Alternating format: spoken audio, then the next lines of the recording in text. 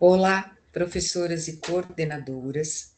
É muito bom estarmos juntas em mais um momento do nosso percurso formativo. Quando nós falamos em nosso percurso, é porque esse estudo atravessa todas nós. Nós estamos continuamente aprendendo a observar, a interpretar e qualificar a nossa presença junto das crianças, né? Bom, hoje nós vamos dar continuidade àquilo que nós já estamos vivendo. Eu vou trazer algumas coisinhas que nós já vimos lá no nosso primeiro HTPC, retomando a ideia que precisa sempre acompanhar toda a nossa prática, que é a criança pequena aprende vivendo. Na, no último HTPC, no último vídeo, nós também conversamos sobre a atenção, quando vimos que não basta a criança estar olhando para nós ou sentada diante de uma proposta. Para aprender, ela precisa conseguir perceber aquilo que realmente importa. Por isso, nós pensamos na organização do ambiente, na redução de estímulos competitivos, nas instruções que são mais curtas e também na necessidade de observar todo o processo e não apenas o produto final. Quando nós chegamos no final daquele encontro, todas fomos convidadas a escolher uma experiência da rotina e reorganizá-la com foco na aprendizagem. Diante disso, nós pensamos no ambiente, pensamos nos materiais e na orientação. Também, né, levantamos a hipótese de começar a observar de uma forma diferente as crianças. Diante disso, né, nós vamos começar a entender e a iniciar nada que seja novo, né? A gente vai dar continuidade naquilo que nós já fizemos, vamos aprofundar exatamente uma pergunta que nasceu justamente daquela experiência. Depois que nós organizamos o ambiente e disponibilizamos os materiais, o que nós fazemos enquanto as crianças exploram? Nós explicamos, nós demonstramos, nós perguntamos, ajudamos, esperamos, corrigimos, nós permitimos que elas tentem de outra maneira. O tempo que nós organizamos tudo, dá para fazer tudo isso? O tempo que nós temos. Então, o nosso tema hoje é observar antes de intervir e olhar essa mediação do adulto dentro da aprendizagem das crianças pequenas, tá? Bom, às vezes nós associamos o nosso trabalho à fala e à ação, e muitas vezes até, né? Parece que para nós estarmos ensinando, nós precisamos explicar, orientar, corrigir, ou demonstrar o tempo todo. Por isso, quando nós ficamos alguns instantes observando, pode surgir em nós aquela sensação de que a gente não está fazendo nada. A coordenadora vai passar e vai ficar olhando, alguém vai passar, o diretor vai passar e vai pensar que vai comentar, ou vai até falar, vai pensar que nós não estamos fazendo nada. Só que observar é uma ação pedagógica fundamental e observar com foco também na nossa observação. Então, esse observar, ele não significa ficarmos distantes, indiferentes, ou deixarmos as crianças fazerem qualquer coisa. Observar significa acompanharmos com atenção para compreender o que está acontecendo. O que chamou, vamos pensar assim, o que chamou a atenção daquela criança, que objetivo ela escolheu, o que ela está repetindo, o que mudou entre uma tentativa e outra, o que ela está comunicando sem a fala, através do olhar, através do corpo, através do gestual. Então, nós observamos para compreender. Depois que nós compreendemos um pouco melhor, aí a gente precisa decidir o que fazer, entenderam? Então, para observar melhor, a gente também não precisa ficar registrando naquele momento tudo, tá? Nós podemos entrar numa proposta com uma pergunta focal para nós mesmas. Por exemplo, como as crianças escolhem os materiais? Então, aquela atividade que eu vou preparar, eu vou ter esse foco de observação, como as crianças escolhem os materiais, ou o que elas fazem quando alguma coisa não funciona, ou como procuram umas às outras. Um foco simples impede que a observação transforme, ela se transforme, na verdade, numa tentativa impossível de ver tudo ao mesmo tempo. Por quê? Porque nós temos o mesmo trajeto que a gente consegue utilizar tanto no campo global, na observação do conjunto inteiro, da turma toda, quanto em pequenos grupos e também no individual, tá? Então, há uma diferença muito importante que a gente precisa dar uma olhada aí, né? Entre o olhar e o observar. Nós olhamos muitas coisas durante a rotina para garantir toda a organização e toda a segurança. Nós estamos ali olhando a atividade das crianças. Só que observar pedagogicamente, ela exige permanecermos um pouco mais numa ação. Nós precisamos perceber a sequência dessa ação e relacionar essa sequência com o contexto. Então, não basta nós notarmos que a criança derrubou ou que a criança manipulou diferentemente algum tipo de objeto. Nós precisamos perceber o que ela fez antes, como que ela reagiu depois e também retomou uma tentativa. Então, quando essa atividade ela é pensada e retomando as coisas que nós já conversamos antes, eu não vou fazer isso todos os dias, todos os dias da semana. É uma atividade na semana que eu vou ter aquele foco. Até que a gente consiga condicionar profissionalmente o nosso olhar. Para isso acontecer, nós vamos também relembrar um pouquinho mais sobre Piaget, Vygotsky, e vamos incorporar um pouco Brunner, que ele traz um conceito muito legal no livro As 100 Linguagens da Criança. Então, para a gente retomar, para Piaget, a criança, né, ela vai construir o conhecimento dela agindo sobre o mundo, agindo sobre o objeto. Então, vamos supor, quando o bebê solta um objeto e acompanha a queda daquele objeto, quando a criança enche, esvazia um pote, tá? Vamos pensar aí numa criança que está montando pecinhas de empilhar, ela está empilhando e ela derruba essa torre, esse empilhar várias vezes. Ela derruba e faz de novo, derruba e faz de novo. A gente pode, de primeiro momento, olhar e pensar: ela não sabe construir, ela está se estragando, ela não entendeu qual é a atividade, ela está aprontando. Então, esse pensamento, na nossa rotina corrida, é onde ele pode estar surgindo mesmo. Então, o que a gente precisa fazer? Essa pausa da observação, ela é justamente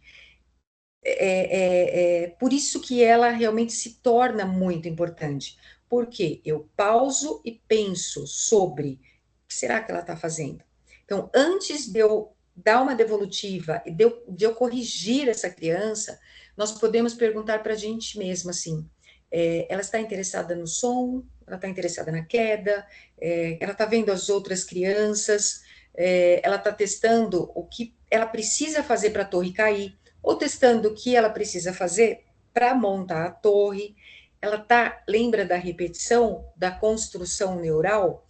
Ela está testando e nesse teste ela está aprendendo. Então, essa mudança, ela, na nossa visão, ela é muito importante, porque em vez de perguntarmos imediatamente para a criança e para nós, né, como que eu devo ensinar a forma certa, nós perguntamos o que a criança está pensando com as ações dela. Então, a nossa intervenção, ela espera um pouquinho. Então, quando nós fazemos isso, a observação, ela vai se transformar, ela transforma uma ação que é aparentemente simples numa fonte de informação muito grande pela aprendizagem. E aí a gente entra um pouquinho também com Vygotsky, tá? O que ele vai falar para a gente? O que a gente vai retomar aí? Vamos relembrar um pouquinho da zona de desenvolvimento proximal, que é aquilo que a criança consegue estar fazendo sozinha, aquele intervalo do que ela consegue realizar sozinha, entre o que ela consegue realizar com a ajuda do adulto, tá? Tem coisas que ela ainda não consegue fazer, mesmo com a ajuda do adulto. Então, dentro desse percurso, tem um campo de possibilidade onde ela consegue avançar com a nossa colaboração, ela consegue avançar com a colaboração de outra criança. Então, para a gente identificar esse campo, nós precisamos o quê? Observar como ela responde aos diferentes apoios que nós oferecemos. Então, vamos lá, vamos dar uma situação. Vamos imaginar que a criança ela está tentando encaixar uma pecinha. Sabe aquela tartaruga que tem os encaixes, o triângulo, o quadrado, o retângulo, né, o círculo? Vamos imaginar que ela tenta uma posição, depois ela tenta outra, e depois ela vai e tenta encaixar o triângulo no círculo. Então, nesse momento, a nossa primeira possibilidade é esperar e observar, porque talvez ela mesma gire a peça, talvez ela mesma vai encontrar a solução aí. Se isso não acontecer, nós podemos chamar atenção para uma informação. Olha aí, né? Qual é o formato dessa abertura? Então, nós começamos a questionar, a fazer algumas perguntas. Nós podemos fazer também outra hipótese para ela. Será que essa pecinha vai caber em outro lugar? Né? Você pode oferecer pista gestual sem a fala. Nós podemos iniciar um movimento e permitir que a criança conclua aquele movimento também sem falar. E o que nós fazemos? Depois que todos esses apoios não forem suficientes, ou quando você percebe que ela realmente precisa, aí a gente vai realizar junto com ela. Então, vocês estão vendo que são passos que a gente, na nossa observação, a gente vai começar a ajudar ela a desenvolver o que? A autonomia e a aprendizagem. Então, pronto, o ponto principal disso tudo não é que a gente negue a ajuda para a criança. Vou ficar só olhando para ver até onde que ela vai, né? É que nós precisamos oferecer a menor ajuda necessária para que ela continue participando da solução do problema, para que ela construa aquele conhecimento. Então, passamos e fizemos tudo isso. Depois, nós ajudamos e observamos novamente. Ela conseguiu continuar? Ela repetiu a ação sem o meu apoio? Ela desenvolveu mais autonomia para tudo isso, tá? Então, uma pergunta, assim, que pode nos acompanhar, qual seria, né? Principalmente, anota aí, a nossa ajuda permitiu que a criança avançasse ou fez com que ela apenas acompanhasse o que nós estávamos fazendo? Ela avançou ou ela está se tornando copista? E isso é importante a gente pensar em todos os níveis da educação infantil, tá? Para que a gente responda essa pergunta, o que a gente vai fazer? Nós afastamos um pouco, nós observamos. Ela continua, ela repete, ela está tentando de outro modo, ela está tentando fazer aquilo sem a ajuda, tá? Esse apoio que nós estamos dando está de acordo com o material que ela já sabe usar, tá? Nisso, com todos esses pensamentos que nós estamos retomando sobre Piaget e sobre Vygotsky, a gente vai entrar com um novo conceito. E esse novo conceito, ele vai ser identificado aí até, né, pela pela literatura como scaffolding. Tá? Eles trazem, Brunner, Wood e Ross, eles trazem esse conceito no livro As 100 Linguagens da Criança. O que significa isso? Eles utilizam a imagem de um andaime para estar explicando o apoio temporário oferecido por uma pessoa que é mais experiente. Tá? Scaffolding, andaime. Então, esse andaime, ele sustenta uma ação enquanto é necessário. Depois, ele precisa ser retirado. A construção precisa dessa base que vai levantando, mas a gente precisa retirar. Então, na aprendizagem, acontece algo muito semelhante. Então, o movimento de oferecer e de retirar o apoio faz parte das escolhas que nós precisamos realizar todo dia. Muitas vezes, a maioria das vezes nós já fazemos isso, inconscientemente. E o que a gente precisa trazer à tona agora? Essa consciência de acordo com a atividade que a gente vai desenvolver com a criança, tá? Então, nossa ajuda, né, começa a substituir a criança quando nós entregamos uma resposta antes da tentativa. Então, sabendo naquela correria que nós estamos? Então, a criança está lá com aquela dificuldade, a gente está observando, então a gente fala, ó, é isso daqui, né? Nós damos um indício muito grande dessa resposta. Então, nós entregamos para a criança. Então, outra forma, nós pegamos a mãozinha da criança para ajudar ela a produzir aquele resultado que nós esperamos, né? Quando nós fazemos a parte que é mais desafiadora para a criança fazer, ou quando nós continuamos dirigindo o processo dela, mesmo depois que ela consegue avançar. Sabe aquela situação que nós temos em que a criança, aquela fase um pouco maiorzinha, que ela já começa a querer amarrar o sapato? Né? Quando a gente está no parque lá, vira e mexe, ô, pro, amarra o meu sapato, amarra o meu tênis, né? E nós começamos ali a ensinar ela a amarrar, até que ela aprende a amarrar o sapato. Em outro momento, ela já está ali amarrando o sapato, só que em outro momento nós fazemos o quê? Na correria do dia, a gente vem cá que eu vou amarrar seu sapato para ir mais rápido. Na hora da saída, entendeu? Então, aquilo que ela já consegue fazer, a gente acaba fazendo por ela, tá? Então, vamos pensar aí numa pintura sensorial também, que a gente, trazendo mais para os bebês, tá? Eu tenho uma atividade e a minha sugestão é que essa atividade a criança vai construir um círculo, tá, com a tinta amarela. E nós seguramos a mão desse bebê para ele construir esse círculo que saia perfeito. Então, vamos pensar, qual a aprendizagem que nós podemos realmente atribuir à criança quando eu estou segurando a mãozinha dela? Né? Ela teve a oportunidade de escolher o movimento, de sentir aquela textura da tinta, de controlar a força, de parar, de voltar? Ou qual é o objetivo? Eu fazer realmente um produto final. Então, na educação infantil, esse produto final ele não pode valer mais do que a experiência que a criança está vivendo. O círculo que ela fizer que sair imperfeito, ela está começando a fazer. Então, uma marca inesperada que ela faz, um uso diferente de material, eles podem revelar muito mais da aprendizagem, né, que a gente está querendo conquistar, do que aquele resultado que é bonito, que é perfeito, que é uniforme, tá? Isso vale também, gente, vamos analisar um pouco agora, tá? Para aquele registro que nós expomos e enviamos para a família. Então, nós vamos fazer o cartaz do Dia dos Pais, então aquilo tem que ser lindo e maravilhoso, porque vai ficar visível, tá? Quando todas essas produções são iguais, talvez o material mostre mais da nossa ação do que a experiência das crianças. Então, um registro pedagógico potente, ele vai poder ser uma fotografia das mãos das crianças explorando, uma sequência de ações que foi feito por ela, uma gravação de uma fala, uma tentativa, uma breve descrição do que mudou ao longo desse processo, né?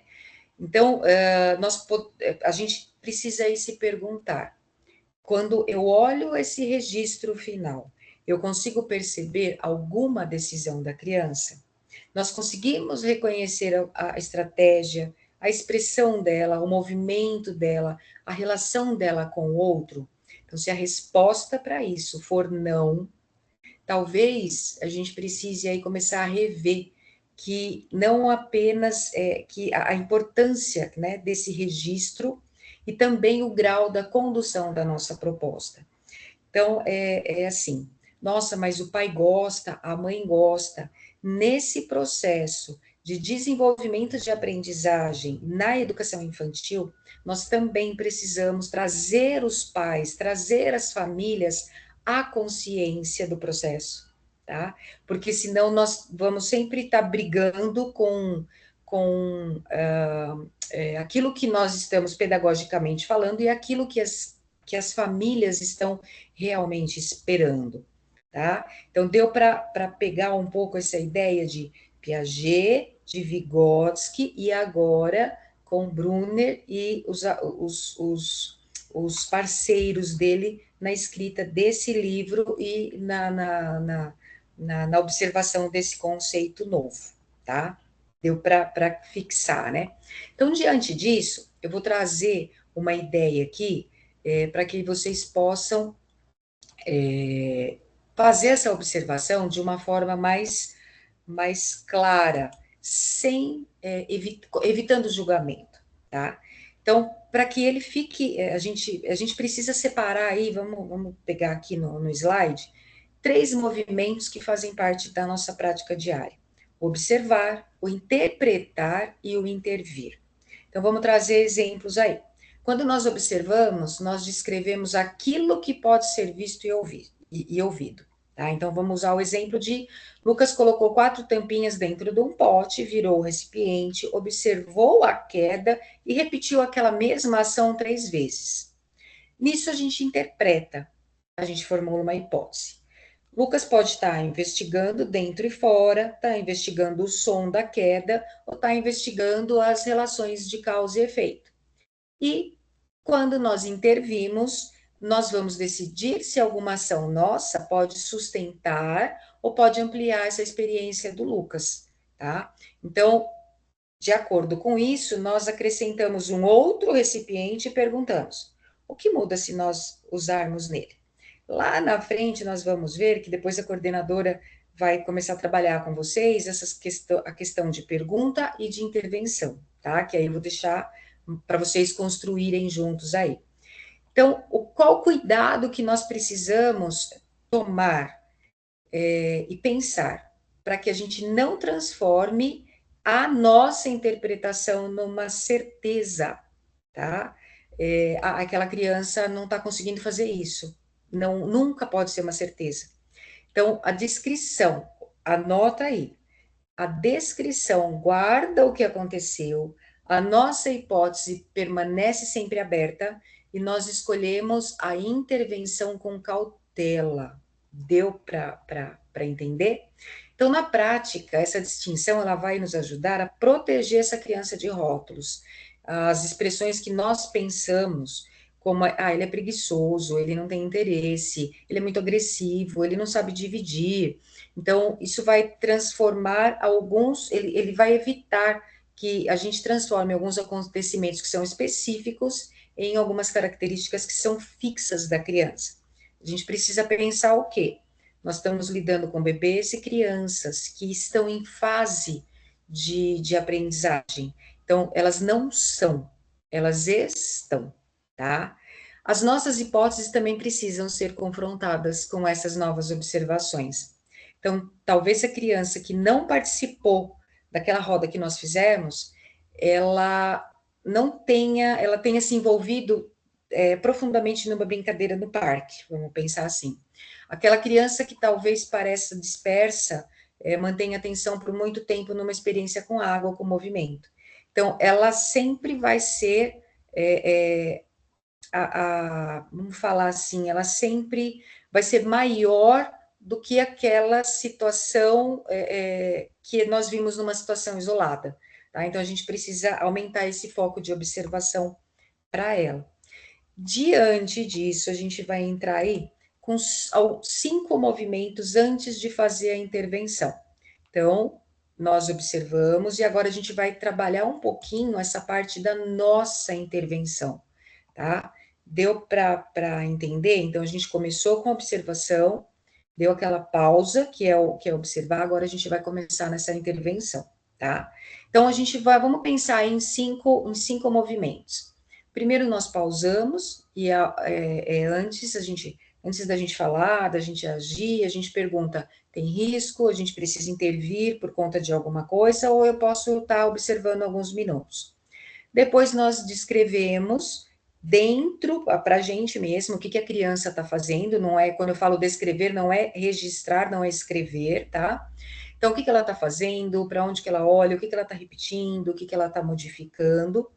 Depois nós pensamos nas nossas hipóteses, o que que ela pode estar tentando compreender, que conhecimento ela já demonstra, qual a dificuldade que apareceu, e depois, no quarto movimento aí, nós decidimos, tá, agora eu espero, eu me aproximo, eu nomeio, eu pergunto, eu ofereço uma pista, né? E o quinto movimento, eu observo novamente depois dessa intervenção. Então, o que mudou depois que eu decidi fazer alguma coisa e intervir? Esses movimentos, gente, pensa lá. Cláudia, então agora eu vou ter que colocar tudo isso lá fixado na parede e pensar sobre. Gente, não é uma lista formal durante a minha rotina. Eu tenho certeza que vocês estão pensando isso, né? São olhares que a gente precisa começar a praticar em determinada atividade com intencionalidade. Para quê? Para que a gente tenha um retorno daquela atividade que eu já fiz e para que a gente desenvolva mais o aprendizado da criança, tá? Então, não é aquela coisa, não, eu vou colocar uma lista agora, porque agora eu preciso pensar desse jeito. Não. Com o tempo e a nossa prática, eles se tornam automáticos dentro do nosso olhar profissional. Então, eu convido vocês, né, a isso. Vamos profissionalizar o nosso olhar. Por quê? Naquele momento que eu estou aplicando aquela atividade, eu sou a profissional, eu sou a professora, eu sou aquela que faz a intervenção, que conduz o aprendizado. Tá? A gente traz muito aquela ideia de que a criança constrói o aprendizado dela, que nós já vimos isso, né, na base do construtivismo, e nós fomos deixando um pouco esse olhar profissional para o olhar do cuidado da educação infantil. Então, esse convite que eu faço a vocês, vamos profissionalizar e de forma lenta e gradual, tá? Como uma conversa interna conosco. Não precisa nada ser explícito e seguido como uma regra básica, tá? Eu estou observando essa conversa interna minha. Então, vamos pensar aí, para exemplificar para vocês, num conflito por brinquedo, né? A criança está lá, um disputando brinquedo com o outro, que não acontece, né, na sala de aula, né? Não acontece, né? Bom, então, essa pausa, né, não significa permitir a agressão. Elas estão lá disputando o brinquedo, daqui a pouco elas estão se batendo, não, eu preciso observar como que elas vão reagir no se bater. Não, é onde eu vou observar ali qual é o risco que está acontecendo com aquilo, tá? Primeiro, a gente vai garantir a segurança. Então, em seguida, nós descrevemos o que, que os dois querem, por que, que os dois estão querendo o caminhão? Estou pensando. Depois, nós procuramos compreender o que cada um está comunicando, tá? Depois nós oferecemos um apoio. O que está acontecendo? Conta o que está acontecendo aí. Como que a gente pode resolver essa situação? Tem outro modo de vocês dois brincarem e participarem? E, por fim, nós observamos se eles conseguiram, com essa intervenção, negociar, ou se eles ainda vão estar precisando ainda de uma separação, de uma intervenção mais direta. Depois as coordenadoras vão trazer para vocês umas fichas que nós fizemos para que vocês possam ter bem claro qual é aquela situação da rotina, o que vocês podem fazer, perguntar e como que vocês podem intervir. Tá? Então, a gente vai tentar agora trabalhar muito com isso, situações da rotina de vocês e essas fichas para que possa auxiliá-las, tá? Bom, é, vamos pensar agora um pouquinho, tá? Diante de tudo isso que nós vimos, eu vou pedir agora para que a coordenadora vai organizar com vocês, tá?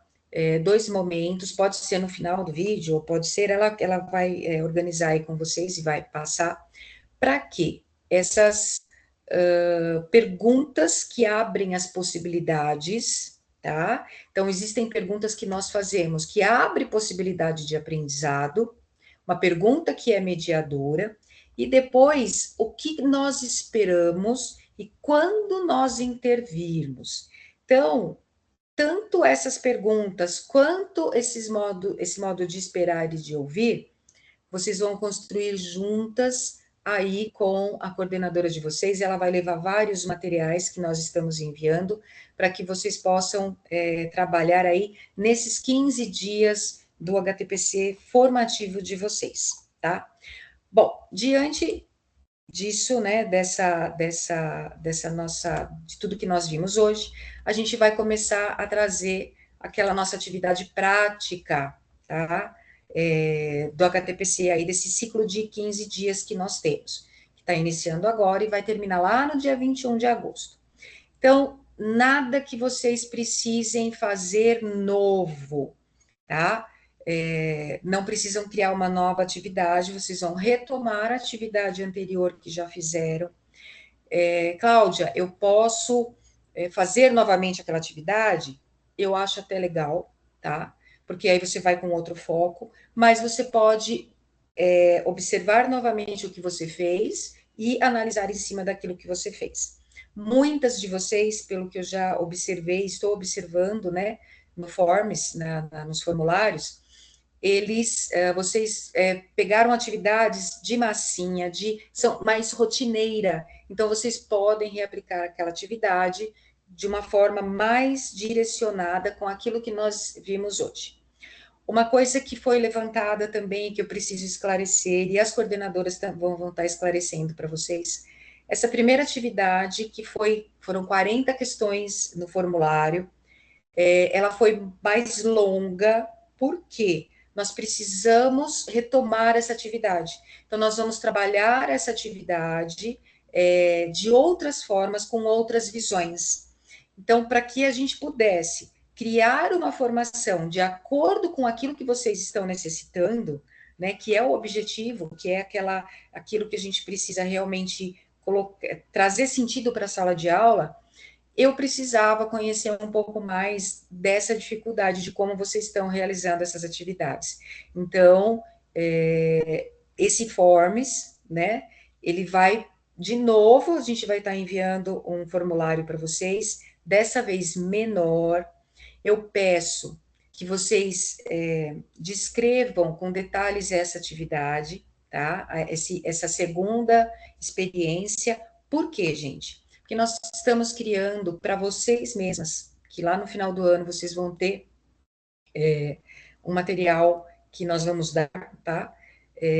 Vocês estão criando para vocês mesmas um portfólio, uma descrição, um caminho de observação.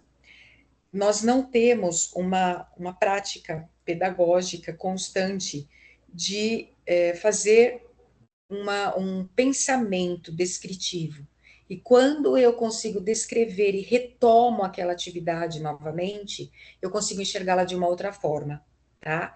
Esse é o objetivo e foi o objetivo do primeiro formulário. É para que vocês consigam descrever com mais detalhe de riqueza a situação daquela atividade. Por isso que vocês não precisam fazer uma nova, tá? Nossa, mas Cláudia, eu fiz uma atividade e nessa atividade eu peguei material diferente, eu construí material novo. Você não precisa fazer tudo de novo, tá? Você precisa rever aquela atividade. Se quiser aplicar uma nova, isso você vai organizar junto com a sua coordenadora, tá? Aí dentro do HTPC. Qual é o objetivo, tá? Fazer com que as coisas sejam práticas e a gente realmente faça sentido, veja sentido naquilo que nós estamos aprendendo, tá bom?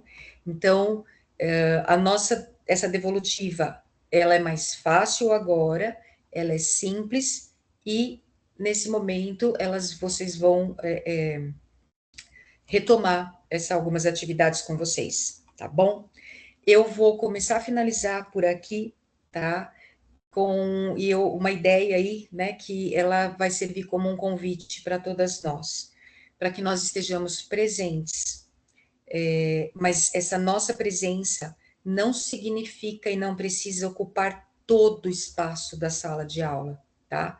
Nós organizamos, acompanhamos, protegemos, acolhemos, perguntamos. vamos oferecer pistas, mas também aprendemos a reconhecer quando é a hora de eu avançar e quando é a hora de eu recuar. Observar antes de intervir é confiarmos na potência que a criança tem, sem abrir mão da nossa responsabilidade. Gente, elas estão assim, ó, bom, lembra do bom de aprendizagem, tá? Na ficha devolutiva, nós não precisamos escrever aquela coisa, aquele relatório longo. Nós vamos escolher só uma situação, tá? Nós não precisamos nunca provar que tudo deu certo. Nada, muitas vezes a gente se frustra porque deu tudo errado, né?